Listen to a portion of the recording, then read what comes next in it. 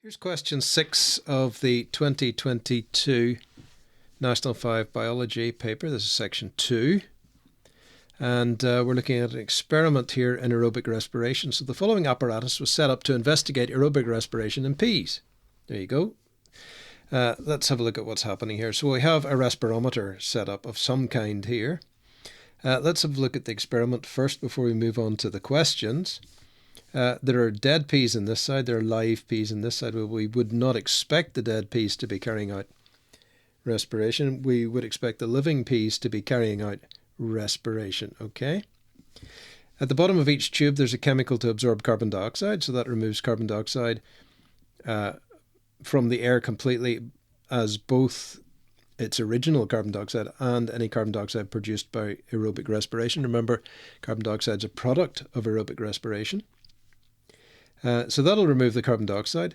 That means that any oxygen used up is going to be converted into carbon dioxide, so the oxygen disappears from the volume of the tube, and the carbon dioxide that's produced as a result from that oxygen gets absorbed. Therefore, the volume of the tube will drop, right? Now, as long as this tap is closed, if the volume of gas in this side of the apparatus or in this side of the apparatus and this tap's closed, as long as the taps are closed, the volume of gas here decreases over time if the organisms are breathing. That's how a respirometer works. And as that happens, the liquid in these tubes will rise because they will fill the gap of the gas that's being used. So the volume of liquid that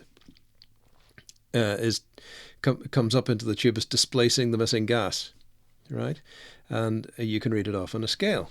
Okay, so to cut a long story short, if you haven't followed all that, if the peas respire, this liquid is going to rise up the tube and you can measure it against the scale. Okay, nice and simple. Same thing over here. If these peas respire, this liquid will rise up the tube. Right, okay, good. We've got the experiment sorted out. When peas respire, this alters the composition of gases in the test tubes. Yep, the oxygen disappears. The carbon dioxide replaces the oxygen, but then it's absorbed by the chemicals, causing a change in the liquid levels to tube H and J. Liquid levels were recorded as shown in the table. Well, tube H starts off at 0, which is down here you see, and after 30 minutes it's still at 0, and after 60 minutes it's still at 0. This is tube H, the dead peas. And we don't expect dead peas to be doing much respiration, so that's a perfectly expected result. The live peas start off at 0, and then after 30 minutes the indicator has risen to 25.5 millimeters. Where would that be? Somewhere up here somewhere. And then after another 30 minutes it's gone up to 40.8 millimeters, so up here. So the peas in this side are respiring. They're using up the oxygen, and the carbon dioxide that they produce is being absorbed. Therefore, there's the gas goes missing. It's and the vacuum produced by that pulls the liquid up the tube to displace the gas. Okay, so let's see what we've got here. We've got the results. Explain why the same number of peas were placed in both tubes. Well, for a valid experiment, you must set it up as nearly as possible exactly for your different experiments. The only thing you're going to change is one thing, and in this case, the one thing we're changing is the living state of the peas. We've got live peas here, we've got dead peas here. Dead peas act as a kind of a control, but really what we're going to do here is we're going to say that this is a method of validity. You can't just have any number of dead peas. You have to have the same number of dead peas as you have live peas.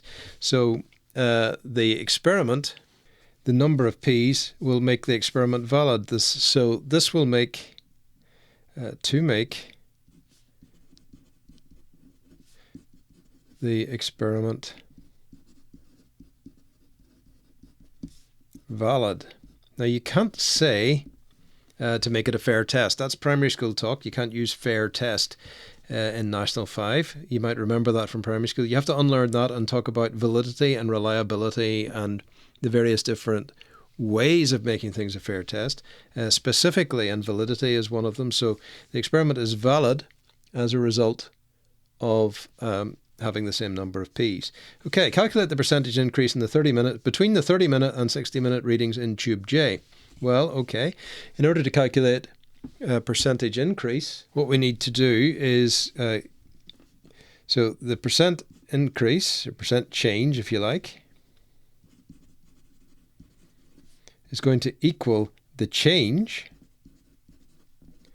over the start times 100. Okay, so what's the change? Well, the change is 40.8 minus 25.5. It's going to be the amount of distance the liquid has traveled. So I'm going to make that 40.8 minus 25.5. And the start value is 25.5, right? So that's where it started at 30 minutes. So 25.5 times 100. Okay, do you want to solve the top first? Let's keep it simple. We'll just do one step at a time. So we'll cancel all that. Let's see.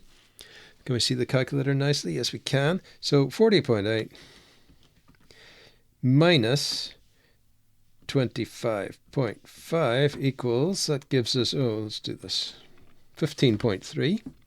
So that's going to give us 15.3 over 25.5 times 100.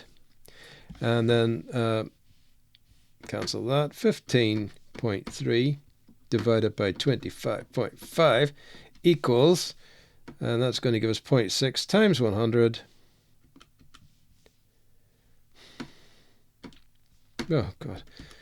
Equals 60. 60%. There's your answer. Okay? You only get 1 mark for that. There you go. Okay, give a suitable conclusion for this investigation. Well, there's 2 conclusions you can make.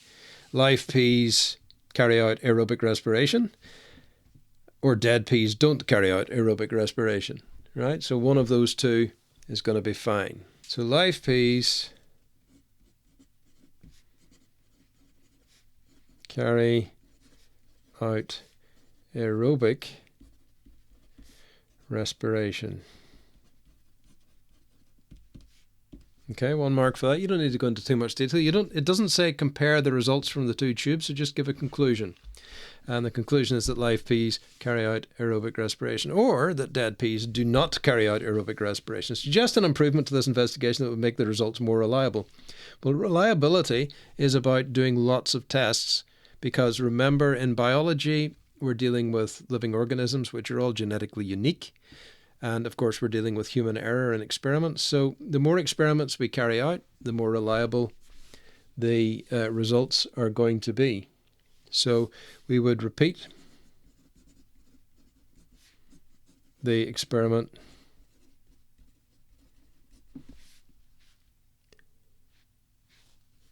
I would do it several times, but repeat the experiment several times. You probably don't need to put several times, but I like to put it in there. For this experiment, I would probably carry it out 5 times, take an average of the results, and use that for my report. Okay, there you go. There's question 6, all done. Hope you enjoyed it. See you next time.